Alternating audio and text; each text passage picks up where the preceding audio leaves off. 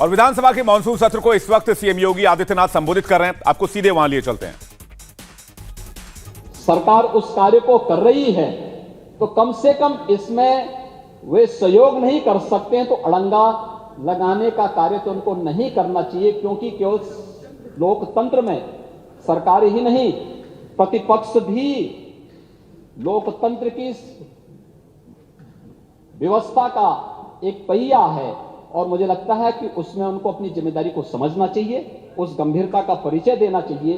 कोई भी ऐसा वक्तव्य नहीं देना चाहिए जो गुमराह करने वाला हो, जो सत्य से परे हो और जो अनावश्यक रूप से आम जनमानस के मन में तमाम प्रकार की भ्रांति पैदा करते हुए उनके स्वयं के जीवन के साथ खिलवाड़ करने वाला हो। और इस प्रकार की कभी कभी छोटी छोटी बातें व्यक्ति मजाक में कहता है, लेकिन उसको जब हम लोग गंभीरता से कोई लेने लगता है तो कभी कभी उसके जीवन के साथ भी खिलवाड़ होता है। इंसेफ्लाइटिस उसके कोरोना के मामले में हमने देखा था, जब उन्होंने कहा था कि साहब ये वैक्सीन नहीं लेंगे, और वैक्सीन का परिणाम क्या रहा, बहुत सारे लोगों के जीवन के साथ उस समय खिलवाड़ हुआ ऊपर।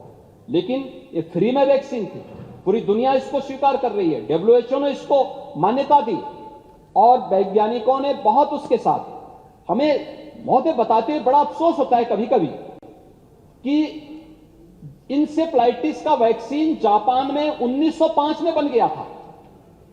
भारत में इस वैक्सीन को आने में 100 वर्ष लगे। 2005 में यह वैक्सीन भारत में आया। क्या कर रहे थे हम आजादी के बाद? 1947 से 2005 तक क्या हो रहा था? इतने वर्षों तक आखिर हम क्यों, और इंसेफ्लाइटिस से मरने वाले ज्यादातर बच्चे कौन थे? अल्पसंख्यक और अनुसूचित जाति, अति पिछड़ी जाति से जुड़े हुए बच्चे थे। लेकिन वोट बैंक बनाने का प्रयास तो हुआ, लेकिन उन पीड़ितों के प्रति कभी संवेदना ईमानदारी से व्यक्त करने का प्रयास नहीं हुआ। वो कभी मुद्दा नहीं बन पाया।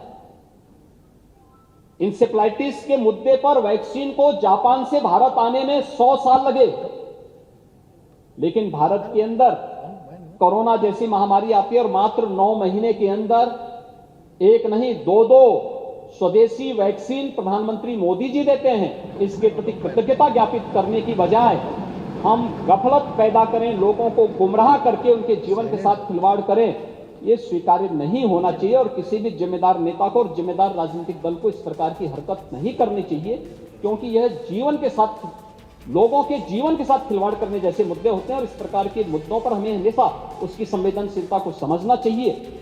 यहां पर जो भी मुद्दे उठते हैं ये हर व्यक्ति की संवेदना है। 108 की एक व्यवस्था है, आप कॉल करेंगे, उसका रिस्पांस टाइम के अनुसार आपको वहां पर वह एम्बुलेंस प्रदान करने का प्रयास होता है और हमेशा एक प्रयास होता है, एक व्यवस्था, एक सिस्टम दी गई, एक व्यवस्था दी गई है, लेकिन हम उसको कटघरे में खड़ा करें।